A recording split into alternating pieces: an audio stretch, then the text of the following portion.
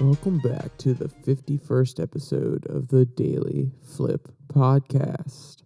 I'm your host, Alex, and today we're going to be flipping through some of the top stories, including ones that have to do with the economy and two different approaches to it. And then our last story comes from NPR, and we're going to talk about Tunisia, the center of the Arab Springs nearly 11 years ago at this point, and how their democracy is looking nowadays. And of course, we will end today with our daily delight, a story meant to leave you feeling positive and ready to take on today. Now, that's enough rambling from me. Let's get into our daily debate. So, what does the U.S. economic future look like to you? As we no doubt are going through a very hard time right now economically, and we're likely to face even harder times in the future, how are we going to come out of it? With a more centralized planned economy, which is being proposed by those like Ro Khanna or other individuals on the left, or a more deregulated one proposed by many of those on the right. And not only do I want your opinion on where you think we're headed, but why, and if you would be willing to put it down there, which do you prefer? And, if you don't have a good idea yet, we're going to discuss both of these kind of approaches in a very vague, general sense in our next two articles. And speaking of that, let's jump to the first one. This one is from the American Prospect, Ro Khanna, on the new economic patriotism. So just before we really get into the article, I want to note that this is an interview between Ro Khanna and David Dayen. So some of the quotes had to be pulled out of context, meaning that I don't necessarily have the question that was asked there. But if you want access to the entire interview, there will be a link in the description. So, Khanna, throughout this interview, talks a lot about bringing jobs back to America. And this is a really hot topic that everybody's talking on. And of course they are. Even if they don't necessarily believe in it themselves. I'm not trying to be cynical, but even if politicians don't believe in bringing back these jobs because there are political interests, there are corporate interests that are lobbying to allow them to keep their jobs overseas, at least it's a great talking point that really strikes home to the blue-collar worker that a lot of politicians are trying to talk to. But throughout this entire article, he talks about bringing jobs back to America. And he even helped, or at least created legislation that helped the CHIPS Act kind of formulate this new plan. So what I mean by that is he didn't actually create the CHIPS Act. He wasn't actually one of the main writers, or at least of the current version. He wrote legislation in the past that was implemented into the CHIPS Act when they passed it earlier this year. And a lot of this talk of bringing back jobs is around new technologies, especially the ones mentioned in the CHIPS Act. These new technologies, chips, talking about hydrogen extraction for hydrogen energy, or even carbon extraction from the atmosphere for graphene and other processes. All of these technologies are going to become ever more important in the future, and they provide an opportunity for the U.S. to reindustrialize, essentially, or at least that's how Ro Khanna is kind of spinning it. And he has a great point in that these industries are burgeoning. Not many people are on top of them besides maybe China and a few Nordic countries. And at this point, if we want to be the center of a future economy, future global economy, that is ever more dependent on chips, is ever more dependent on hydrogen energy and some of these new technological innovations, then we need to have the infrastructure, we need to have the industry here in America. And at some point, the conversation also drifts off to, well, these are going to be clean jobs, but are they going to be good jobs?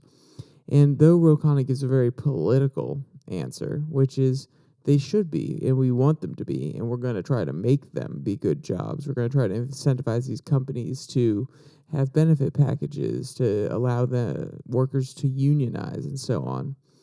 I think he could have answered that question more directly, which is we don't know 100%, But if you think about it, every single industry, every single piece of technology that I just brought up there, they are electronics. They are burgeoning industries.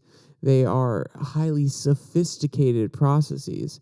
So at this point, before the industry becomes industrialized, or let's say this way, becomes more efficient with their labor practices, while they still need humans to do a lot of the work before they can have robots and AIs take over, then yes, a lot of these workers will get paid very well.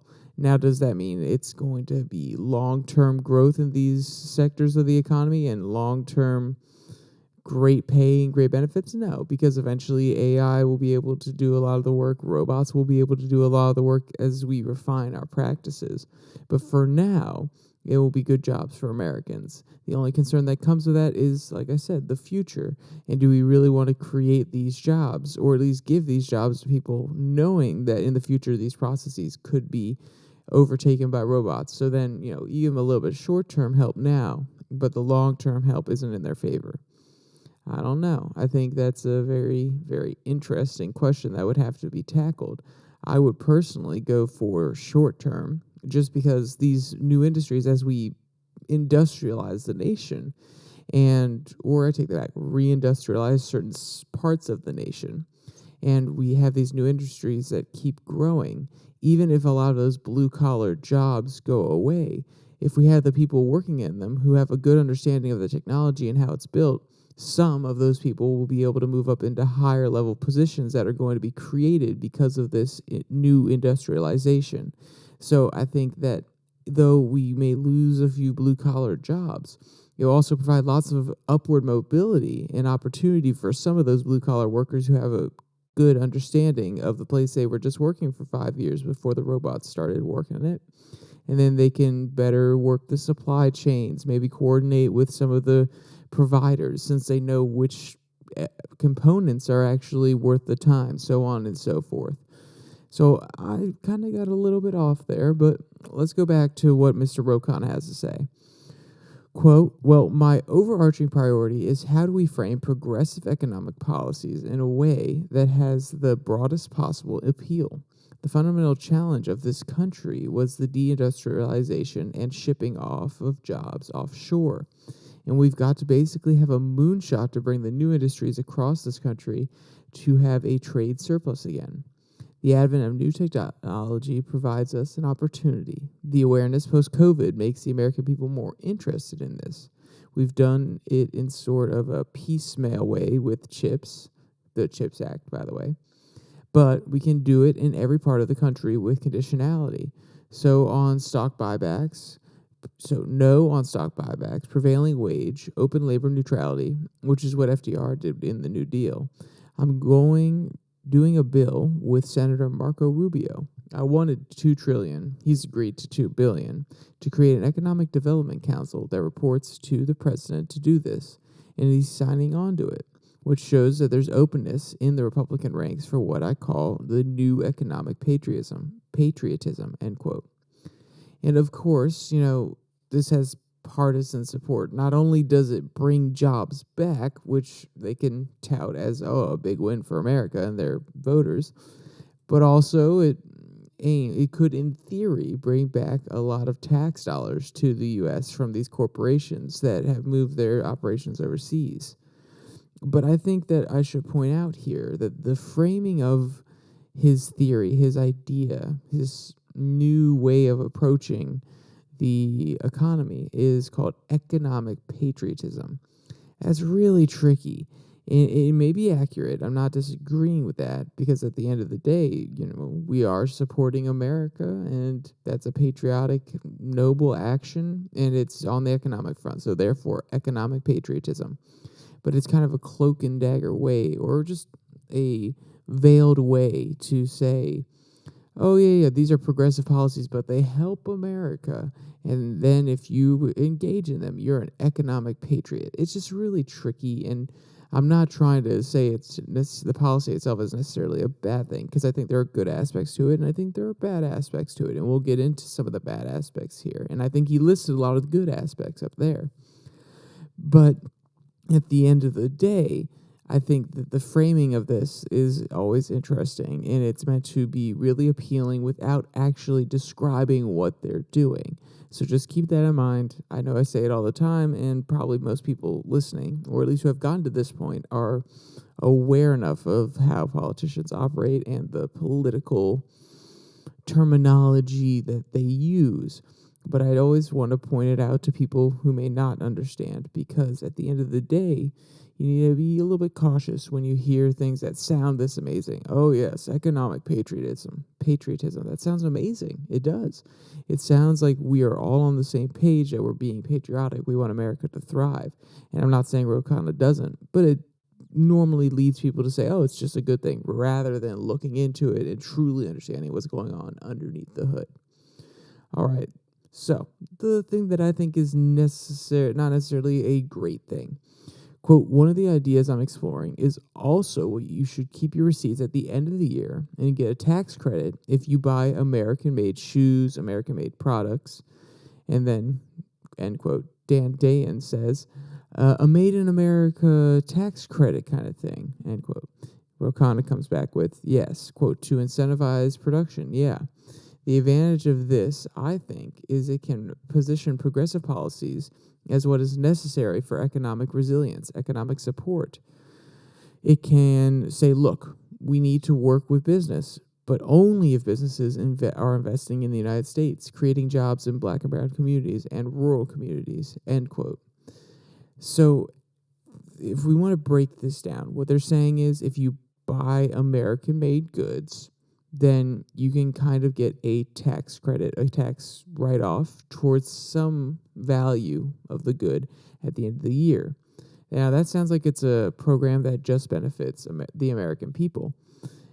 But if you've already jumped ahead of me here, sorry, but I'm going to explain out my reasoning in this one, which is it's going to make people be a little bit more vigilant about buying American-made goods, meaning that in order to be appealing to customers, companies are going to have to return a lot of their processes to America, or they're just going to have to lie about the made in America goods. And then they're going to have to say, okay, we made this in America. That's why people want to buy it. Our profits may go down just a little bit, but at the end of the day, we're getting a wider swath of the population who's buying a certain product. Now, that sounds great in theory, and it sounds like a really roundabout way. But if you think about it, it's practically subsidizing the transition from the overshore industries to the onshore industries. It's not the government directly going to these industries and saying, we will pay you to bring it back onshore. But they're essentially telling them, if you bring things back on shore, then we are going to pay to have a certain segment of the population want to buy your product more. Now, of course, if there are a whole bunch of companies that come back and start producing in the U.S., they're not going to get as many benefits. But still, the government's basically saying we can guarantee that there's a certain segment of the population, those that want this tax credit, that will buy one of your products that is made in America. That's a really roundabout way of subsidizing something. And also, it's a very roundabout way of having a central planning or a central plan for the economy, saying to companies, you have to do something this way. Now, it is an Americanized version. It's not like the Soviet Union where they say, you have to build it this way. It's more, you have to build it this way because that's where we're putting the incentive and the profits at the end of the day. It's a very roundabout way, and it takes advantage of the American capitalist ideals, but in a very progressive, not socialist, but kind of getting there way. And I think it's very interesting and clever from Ro Khanna, but I also think it's a little bit scary, if I'm being honest. And that's the main problem with this idea that I wanted to bring up. It's these sort of proposals that sound very clever, that sound very capitalistic at first. Oh, yes, we're just going to incentivize these companies to come back because we're going to tell people that if they buy made in America. So at the end of the day, we're still giving the profits to the companies that are made in America. We're not actually buying the products off of them. We're just giving them a small tax subsidy or a small tax break. So, it sounds very clever at first, but at the end of the day, it's still more government spending and it's still more government subsidizing of these industries, even if it's in a very indirect way. So, I think it's something I wanted to point out. I don't necessarily think it's the worst idea. I don't necessarily think it's the best idea. But now we can jump into our second article. This one comes from the American Institute of Economic Research. And yes, I said it in a hoity-toity first voice because they kind of give that air when I was reading their article. Overcoming challenges to economic freedom in states. Quote, people point to tax burdens and overregulation as reasons for economic decline. But the reality is that high government spending is the precursor to heavy taxes and regulation. Look no further than the Fraser Institute's latest report to see how states rank for economic freedom based on government spending, taxes, and labor market regulation. The 5 lowest ranking states for economic freedom are Oregon, Vermont, Hawaii, California, and New York, 46 to 50th in that order. The most economically free states from 1 to 4 are Florida, New Hampshire, South Dakota, Texas, and Tennessee is actually tied with Texas for 4th. So, do you notice anything about the states that are at the bottom and anything about the states that are at the top? And of course, the source is a conservative one. And of course, using the Fraser Institute Index again, which is a conservative institution, shows a very specific point of view, but it does at least take in some non-subjective measures when looking at economic freedom. So the author highlights that anytime the government takes from you, it is infringing upon your freedom. This, of course, is the bargain that you sign up for, though, when choosing to live in a society or even a local community. The idea of government and society is that you could be living in the woods by yourself. You could be a true individual. You could be completely individualistic, preparing food for yourself, killing deer, protecting yourself, your family, so on and so forth. But when we join a society, we have to give up certain aspects of our freedom, certain aspects of what we can do as a human being. You can no longer go out and attack your neighbor if they step on your crops. Oh, yeah, some guy was passing through my territory the other day. He stepped on my carrots, so I decided to go out and give him the slash real quick. No, you can't do that anymore. Now that you're part of a society, at least in American society, you would have courts to settle this dispute. You can't just go out and do as you please. You can't simply go and kill a deer anytime you would like. Rather, there are certain seasons for killing deer. There are certain seasons for killing turkeys, these sort of things. And of course, I'm using very small examples here. It extrapolates even further. You give up certain pieces of your freedom in certain countries to hold weapons. But in turn, there's a police force that has guns that is meant to protect you. So this is kind of the bargain that we enter. And the author is getting at here that anytime the government takes from you, it's infringing upon your freedom. And he's not wrong at all. I was about to say not necessarily wrong. He is not wrong at all. But that is also part of the bargain that you sign up for in order to be a member of the society, to be a member of the nation. So I think that why I really wanted to bring this up, and we'll kind of get into it a little bit more towards the end as well.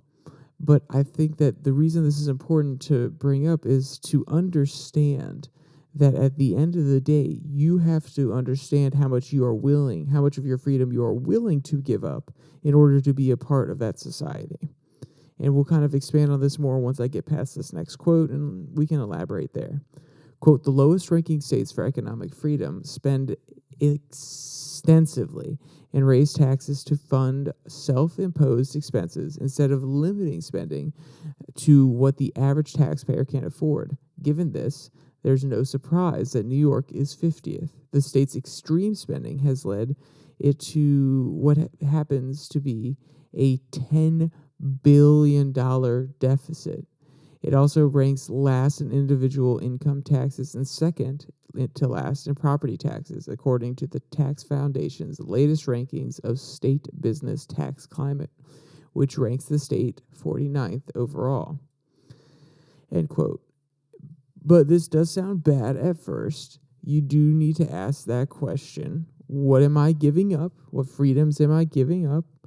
And what am I gaining from this society? The state is just a little mini society. It's a little mini nation. What am I gaining from the money that I am giving? What am I gaining from those taxes that are being taken from me? And if some of the programs in New York really benefit you, if you like some of the policies, if you are willing to stand on your principles over how much money is being taken from you, then go to New York, live in New York. It's your choice. And the author frames this as economic freedom is the most important thing. You have to be willing to push your states to be more economically free. And I agree. If you have the values of someone who wants economic freedom, if you want a thriving entrepreneurship industry, if you want innovation, if you want technology that's going to help us live a little bit longer, cure certain diseases, help the world as a whole, or maybe just you as an individual. Maybe there's a new toaster innovation that does it 2 times faster and it saves you some time in the morning, and you really want that. The economic freedom is one way to get to that. Rather than subsidizing it through the government, you allow entrepreneurs to go into the market and say, wow, Billy Bob Joe, they want that toaster. They want the toaster that's 2 times faster. And there's a segment of the market there. Well, since I'm in an economically free state, I can risk my own money. I can go out, create a company, and I can build that toaster for Billy Bob Joe. So the author says it as it's an end all, but I think that it's not necessarily quite that simple. I think at the end of the day, if you want to live in a place that is more economically tightened, but it provides you with more of a welfare program, more of a safety net, a social safety net, then that is okay. And you can go there and you can live your life as you wish to. And that's the one thing the author doesn't necessarily get at. The author, like I said, really believes economic freedom is the answer to everything. And while I agree on a fundamental level, it is still a person's choice. It is still up to that person how much they are willing to give up to be a part of that society. And I think that's something the author could highlight a little bit more, because obviously they have a conservative view, or at least a certain view on this, that they are not willing to hear any other opinions, or at least it seems that way. And I would love if someday I could sit down with this person and they'd laugh in my face and say, no, you totally misunderstood. I'm just saying economic freedom is the best. In which case I'd be like, yeah, sir, you're not wrong. I agree. But the way he frames it just really got underneath my skin when I first read it. Because at the end of the day, we live in America where you can choose, and you should be able to choose to go to New York if you like the programs there. And that is the beauty of America. You have the freedom to do so. So that's really where I wanted to get with this one. So I wanted to, or at least these last 2 articles, I wanted to contrast Ro Khanna's opinion of having a more centralized, planned economy, even though it doesn't outright come and say that. And even if it's not necessarily that drastic what he's calling for, at the end of the day, a lot of the policies he's proposing are federally subsidized or federally backed kind of programs that allow them to put the money where they want it to thrive, which is getting closer to a centralized planned economy. Or you have a gentleman over here who's saying that in the spirit of America, the whole point of America is to be innovators, entrepreneurs, to make new technologies, to constantly be pushing towards more and more innovation. And to do that, we have to have economic freedom. We have to have less planning, less regulation, less taxes, and tax incentives. And I just wanted to highlight both sides of this. And if you now have an opinion, if you have now reached this point, which I am very impressed if you made it to about 24 minutes and 30 seconds, if you have made it this far and you didn't have an opinion at the very beginning and you have one now and you've heard both sides, throw a comment down there, because I would love to hear what people have to say. And if you think I am full of bunk on either side, if I'm just riding the fence, whatever criticism you can level at me, throw it down there. I would love to hear it, and I would love to improve. And at the end of the day, I may think, well, nope, you're wrong. I don't agree with you. I'll probably comment back saying something, but I just want a little bit of engagement, especially on this one, because I think it's a very interesting topic. And both of these articles showed up in my inbox the same day, or they showed up on my Flipboard the same day. So I instantly thought, well, I guess I'm doing an economic episode. This just came perfectly at the same time. All right, so we'll do a quick little segment on Tunisia. This story comes from NPR. So Tunisians are voting in an election critics say could cement a return to autocracy. So years ago, Tunisia was the center of the Arab Spring, fueled by a generation focused on high unemployment and a dim future. 12 years later, there are still those that are discontent. Quote, rights groups say that both budding democracy that emerged from the 2011 Arab Revolution is now at risk of returning to autocracy under Tunisia's president Kais Saied. He has been consolidating power and arresting political opponents. The parliamentary election appears to be one more step towards cementing this regression, end quote. And, where does Tunisia go from here? There's two different states of mind on the issue. Or at least there are two ways of looking at it that I have. One, Tunisia's is unstable and has a youth population that can't find work, that is disillusioned. That's also known as the youth bulge. And if you want to look that term up, it will greatly describe, and better describe than I can, what's going on in Tunisia currently. And normally with youth bulges, it leads into a revolution, or at least some sort of attempt to change the current system. So that's thought process number one. Thought process number two, people will come to accept the reality of their situation and push and fight politically for their democracy rather than resorting to violent revolution. I think in either case, there is going to be pushback. There's going to be some sort of change. I just don't know whether it's going to be violent or peaceful. But that's also me as an outsider, just reading one article about Tunisia rather than spending time to read a whole book about the Arab Springs and their history as a nation, and without that kind of context, knowing how willing a certain population has been historically to revolt or rise up against the government, I find it hard to say anything 100%. But that's just where I stand, especially considering in 2011 they had a revolution that sparked revolutions, or at least uprisings across the entire Middle East. So there's still 11 years is not that long in terms of a nation's history. They're not that far away from that moment. They're still unstable. And the more unstable a nation, the more recent the revolution, civil war, any form of violent conflict is, the more unstable, the more likely the nation is to return to that conflict. But there are people on both sides of the conversation. Quote, I don't want to say the situation was better before, but the reality is that the situation has gotten much worse, especially for the youth, and I am one of them. Jade, quote, we have lost hope. We have lost expecting things. There's nothing on the horizon, end quote. So Jade is part of the segment of the population that protested in 2011 and he was freshly out of college, and right now he's about 31 years old. So he was 20 back then. And, he's had a really hard time locking down a job, and he's had very little hope for the future. And that kind of speaks to the segment of the population that I think is most likely to revolt, to go against the government in a violent fashion. They're young. They don't see any other way out. They see one solution, or at least they see very few solutions, and one always comes to mind. The government has done me wrong, so let's overthrow it.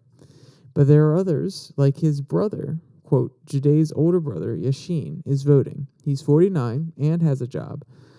Quote, I respect my brother's point of view. I respect all the different points of view, but I disagree with him, Yashin said. The 25th of January opened new horizons and gave us hope. If we lose hope, we lose the coming generations. We lose those who are now migrating illegally.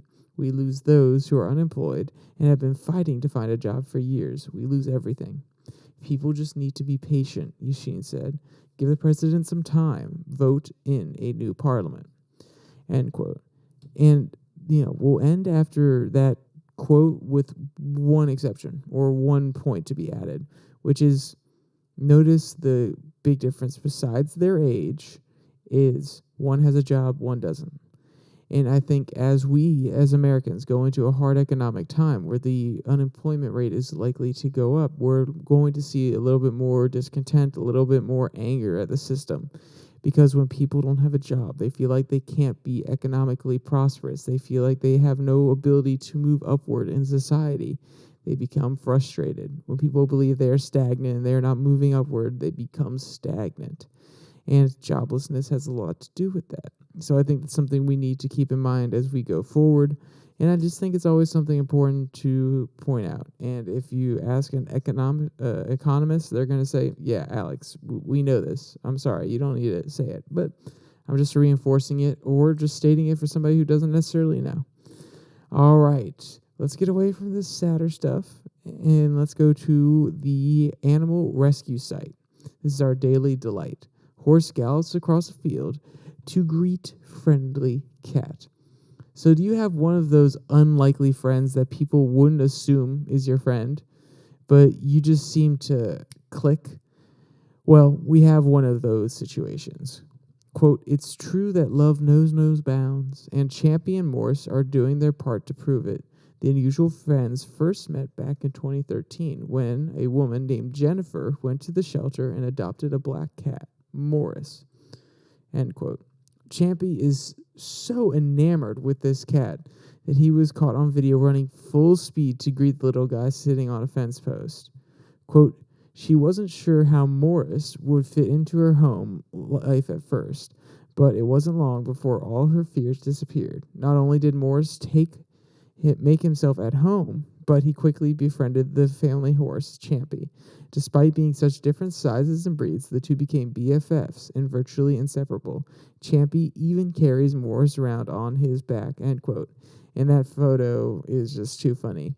And if you want to see any of the cute videos or photos or read any of today's articles, they will be linked in the description below that like and subscribe button. Also down there is the Twitter feed at Your Daily Flip. Give it a follow. And with all that said, there's only one more thing to say. Stay safe. Don't die.